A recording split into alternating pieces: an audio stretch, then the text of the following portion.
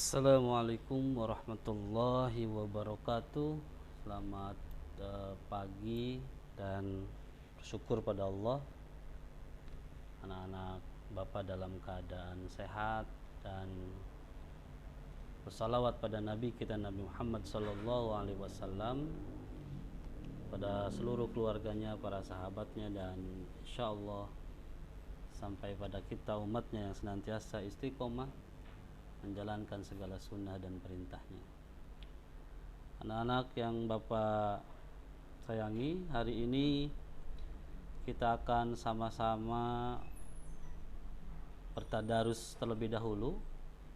Kita akan bertadarus surat Al-A'la ya. Mudah-mudahan kalian yang belum lancar bacanya bisa dilancarkan oleh Allah Subhanahu wa taala. Baik, mudah Bapak pikir kalian semuanya sudah memegang Al-Qur'an atau sedang memegang buku paket ya. Karena kita akan membaca surat Al-A'la, yang mana surat ini merupakan salah satu surat yang ada di Juz Amma. Dan agar memudahkan kalian, Bapak akan menampilkan bacaan surat Al-A'la ya. Ini ada di sini.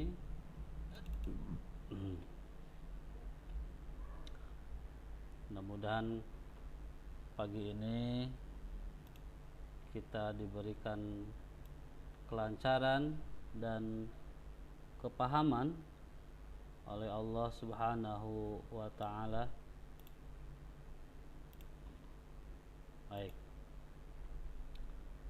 Baik anak-anak, mari sama-sama kita berta'awuz ya. A'udzu billahi minasy syaithanir rajim. Bismillahirrahmanirrahim. Sabbihisma rabbikal a'la alladzi khalaqa fasawwa walladzi qaddara fahada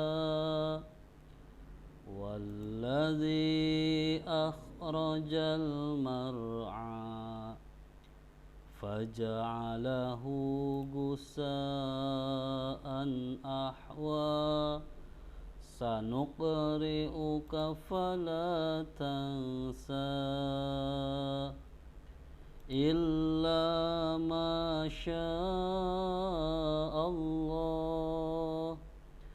innahu ya'lamul jahra wa ma yakhfa wa nuyassiruka lil yusra fadzakir in nafa'atiz zikra sayadzakkaru man yakhsha wa yatajannabuhal ashqa alladzi yaslan naral kubra thumma la yamutu fiha wa la yahya qad aflaha man tazakka wa dzakara isma rabbih fasalla bal tu'sirunal hayatad dunya wal akhiratu khairu wa abqa inna hadza la في الصحف الأولى صحف إبراهيم وموسى صدق الله العظيم. Baik, mari kita sama-sama berdoa agar bacaan kita menjadi ampunan dan rahmat buat kita semua. Allahumma arhamna bil Qur'an waj'alhu lana imama wa nura wa hudaw wa rahmah. Allahumma dzakirna minhu ma nasirna wa'allimna minhu ma jahilna warzuqna tila waftahu ana al-laili wa atrafan nahar waj'alhu lana hujjatan ya rabbal alamin walhamdulillahi rabbil alamin. Baik anak-anak, setelah kita sama-sama membaca surat Al-A'la, mari sama-sama kita lanjutkan untuk memahami terkait dengan apa yang disampaikan oleh Allah dalam firman-Nya surat Al-A'la. Yang pertama, surat Al-A'la itu adalah surat yang ke-87. Terdiri dari 19 ayat, dan surat Al-A'la ini termasuk ke dalam golongan surat Makkiyah. Jadi dalam golongan surat Makkiyah itu adalah golongan surat yang diturunkan sebelum Nabi hijrah. Kalau Madaniyah itu golongan surat yang diturunkan setelah Nabi hijrah. Apa itu hijrah? Yaitu perpindahnya Nabi dari Mekah ke Madinah. Dan biasanya tempat surat, kalau surat itu termasuk golongan Makkiyah, maka tempatnya di Mekah biasanya. Tapi nanti ada surat yang turunnya di Mekah tapi masuk ke dalam golongan surat Madaniyah karena Rasulnya sudah hijrah dari Mekah ke Madinah. Nah, itu terkait memahami apa itu surat Makkiyah dan apa surat Madaniyah. Anak-anakku yang disayangi dan dicintai oleh Allah Subhanahu wa taala, surat Al-A'la ini diturunkan setelah surat At-Takwir. Nah, Al-A'la, nama surat ini diberikan nama sebagai surat Al-A'la karena memiliki arti yang maha tinggi, yaitu maksudnya adalah Allah Subhanahu wa taala. Baik, sekarang kita akan membahas ayat per ayat terkait dengan apa yang diinginkan oleh Allah Subhanahu wa taala dalam surat Al-A'la ini. Yang pertama, di ayat pertama Allah Subhanahu wa taala berfirman,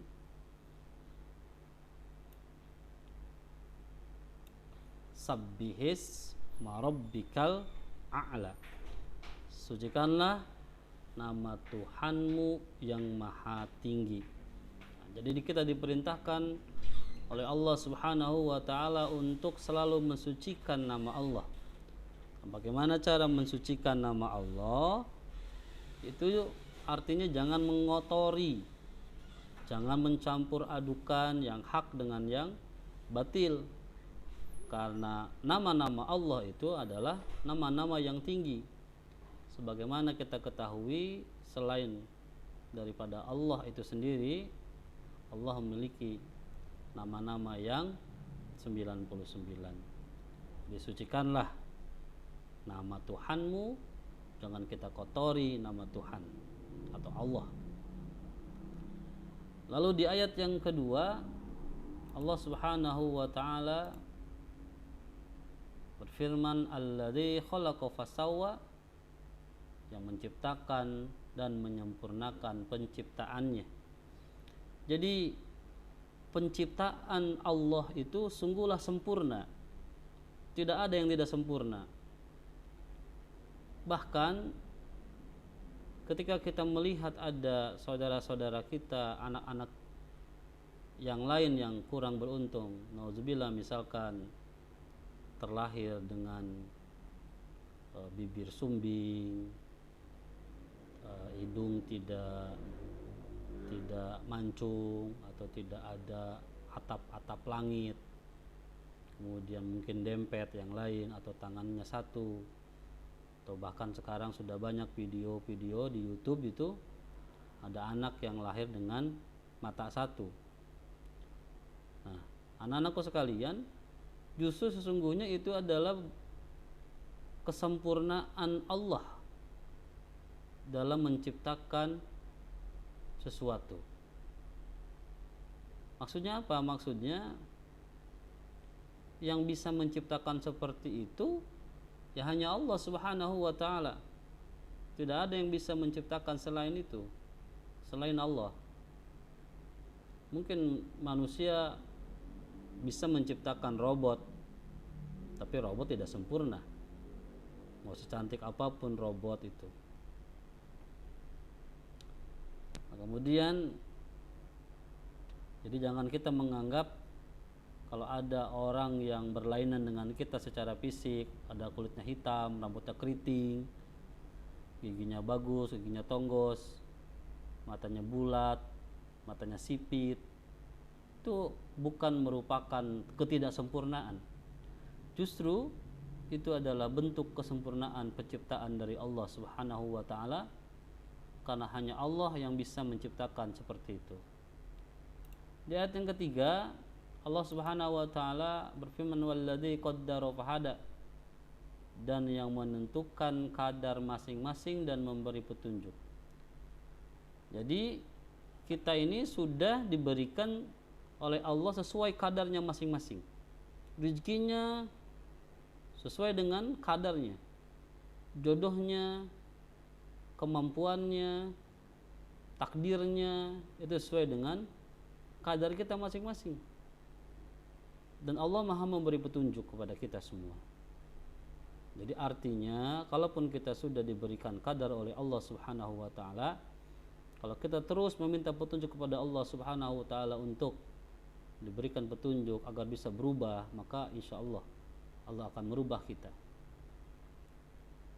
Kemudian di ayat yang keempat Allah Subhanahu wa taala berfirman, dan yang menumbuhkan rumput-rumputan. Jadi jangan dikira rumput itu kalau ada di halaman rumah kita, rumput liar atau di lapangan atau bahkan yang sengaja ditanam pun rumput itu, jangan dikira itu tumbuh sendiri atau orang yang nanam merasa ini gara-gara saya yang nanam, gara-gara saya yang rawat, gara-gara saya yang nyiramin maka rumput ini menjadi tumbuh. Tidak, sungguhnya yang menumbuhkan termasuk kepada rumput saja itu Allah Subhanahu wa taala. Lalu sanuqri'uka fala tansa faja'alahu gusa'an ahwa, di ayat yang ke 5-nya, lalu dijadikannya rumput-rumput itu kering kehitam-hitaman. Jadi bagi Allah mudah saja. Rumput-rumput itu walaupun sudah ditumbuhkan, kemudian rumput itu menjadi hitam, kering, ya, lama-kelamaan akan menjadi mati. Kemudian di ayat yang ke-6, sanuqri'uka fala tansa, kami akan membacakan Al-Quran kepadamu Muhammad, maka kamu tidak akan lupa. Jadi Al-Quran itu sudah dicontohkan bahwa ketika dibacakan maka tidak akan lupa. Jadi syaratnya kalau pengen punya hafalan, dia baca, sering dibaca. Kalau nggak dibaca, bakalan lupa. Dan ini adalah jaminan Allah Subhanahu Wa Taala bahwa Nabi kita Nabi Muhammad itu tidak lupa dengan Al-Quran, karena dijanjikan oleh Allah, maka kamu tidak akan lupa. Kita akan lihat di ayat yang ketujuhnya, illa masya Allah innahu ya'lamul jahr wa ma yakhfa. Kecuali kalau Allah menghendaki, sungguhnya dia mengetahui yang terang dan tersembunyi. Jadi bagi Allah untuk melupakan Al-Quran yang telah dihafalkan oleh kita, bahkan yang mungkin sudah beberapa belas juz, bahkan 30 juz, kalau bagi Allah katanya lupa. Kalau yang tadinya nggak hafal jadi hafal, bisa sama Allah. Makanya tidak ada yang tidak mungkin bagi Allah Subhanahu Wa Taala. Lalu di ayat yang ke-8, wa nuyassiruka lil yusra, dan kami akan memberikan kamu taufik ke jalan yang mudah. Ini terkait dengan ada pahala buat orang yang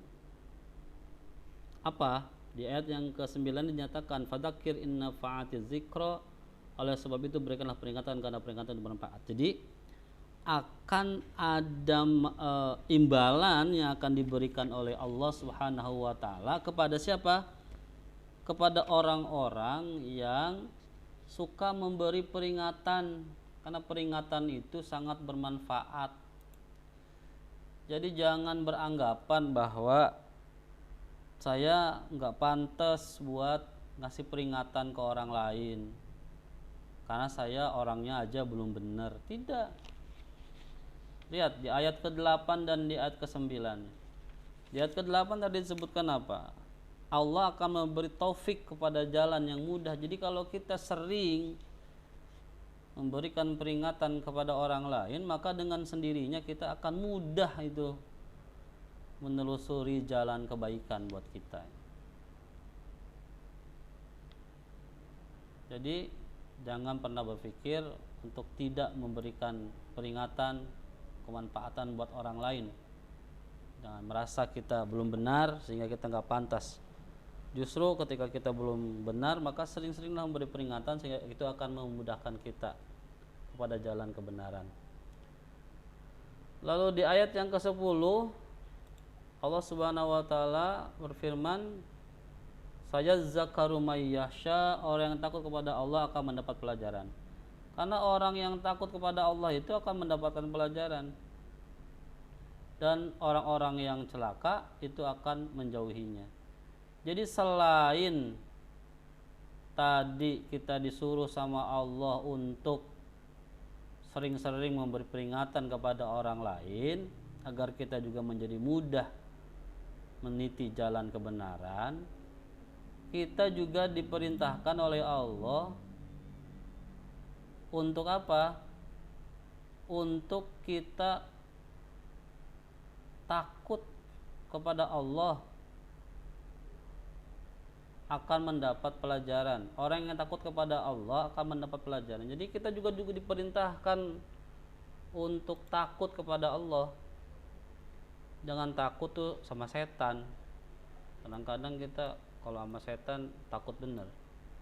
Pikiran sama Allah yang nyiptain setan malah nggak takut. Balik. Sebab kalau kita takut sama Allah, orang-orang kafir itu akan menjauhi kita. Jadi kita nggak akan ditemenin sama orang-orang kafir itu. Kemudian yang ke-12, alladzi yaslan narul kubra, yaitu orang-orang yang akan memasuki api yang besar, neraka. Jadi, orang kafir itu pada akhirnya dia akan masuk ke dalam api neraka yang besar. Dan orang yang di dalam neraka itu dia nggak mati dan tidak pula hidup. Jadi hidup enggak, mati enggak. Maksudnya gimana? Maksudnya adalah ketika dia dibakar, dia sampai mati.